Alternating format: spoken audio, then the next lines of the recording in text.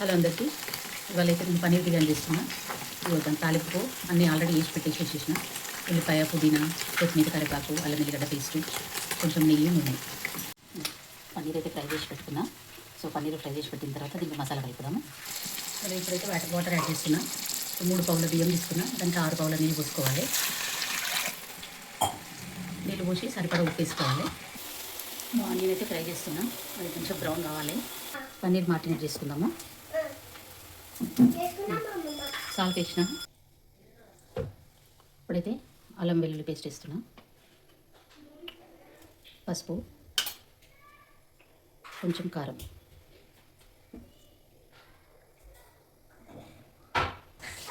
So పెరుగు కూడా add చేసిన.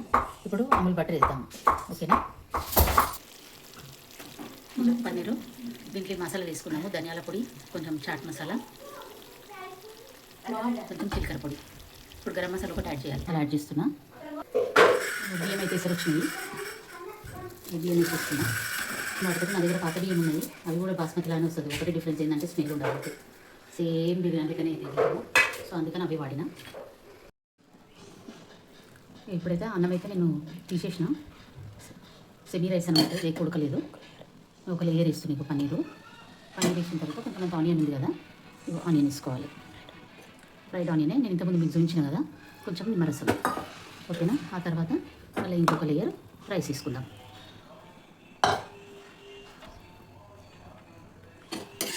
మళ్ళీ ఇంకొక లేయర్ పన్నీర్. సో ఇప్పుడు దీంట్లో ఉన్న గ్రేవీ మసాలా అంతా మనం అన్నం దమ్కేసినప్పుడు అందులోకి దిగుతుంది. దిగి మంచి టేస్ట్ వస్తుంది. ఇక పెరుగు రాయితా పెట్టుకొని తింటే బాగుంటుంది. ఇష్టం ఉన్నోళ్ళు, ఈ ఇష్టం లేకుండా తొట్టినే తింటాను. నేనే తొట్టినే తింటాను, ఎందుకంటే నాకు రైతాలు అవి కలుపు పని మనం బిర్యానీ టేస్ట్ ఎంజాయ్ చేయాలి కదా.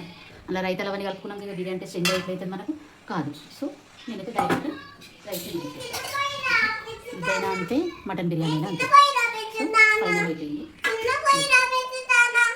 ఇప్పుడు చూద్దాము. సో పన్నీర్ బిర్యానీ అయితే రెడీ అయ్యింది. సో ఇప్పుడు టేస్ట్ చేద్దాం మనం. ఓకేనా. సో వేడి వేడి రెడీ చేసి చెప్తుంది ఎట్లుందని. సో చూడండి, మా పాపకు తింటుంది. ఇక ఆమె ఎట్లుంది ఇప్పుడు చెప్తుంది. ఇవి నార్మల్ బియ్యమే, బాస్మతి బియ్యం కాదు. ఎట్లుందమ్మా? సూపరా. Thank you.